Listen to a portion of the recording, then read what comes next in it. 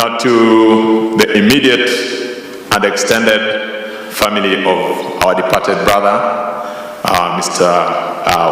Wanyonyi Chebukati, to the leadership of the judiciary, today represented by my Lord Justice Daniel Musinga, to our elected leaders present, to my colleagues, to our friends, and to the general gathering. Good afternoon.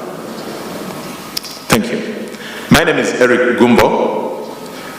It is always very difficult to fit into a session when Professor Gidu Muigai has given a very eloquent representation of who our chairman is or was. But Ma'am, Mary, Rachel, Jonathan, and Emmanuel, this afternoon, on my own behalf, on behalf of our colleagues, and permit me to just ask a smaller segment of the advocates, they call themselves the Team IEBC, would you kindly just be upstanding so that you could wave to the gathering, my colleagues with whom we have represented the IEBC.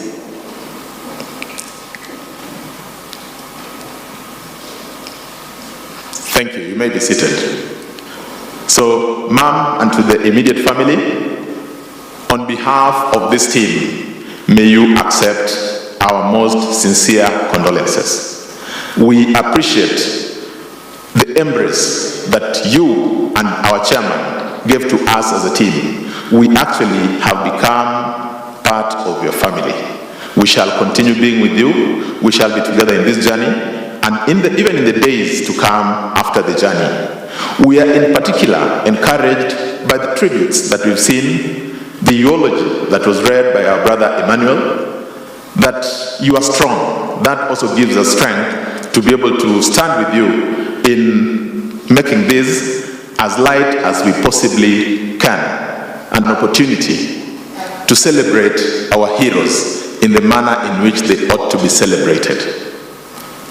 Reading through the tributes, listening to those who have gone, on that account, that together with my colleagues, we this afternoon would also want to just share the little that we could recollect, the little, in fact, let me not say little, because if we were to speak about chairman, we would need a symposium, the things that we learned from him.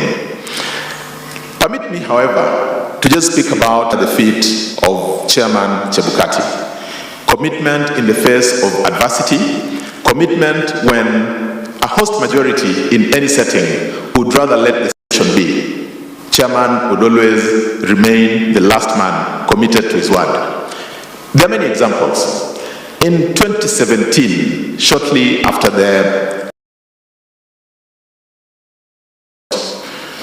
we went into the fresh presidential election. So chairman calls us, the group of colleagues that we were here, he says, with the judgment of the Supreme Court, almost word by word, where there's a comma, he put a comma. He said, we must comply with every single component of this decision.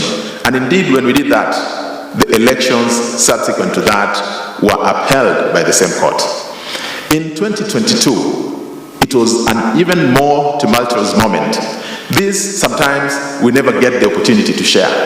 We were seated with a few of my colleagues in Bomas, and on that very fateful day, you'd hear people saying, take him out, this is the time, don't allow him to announce the results.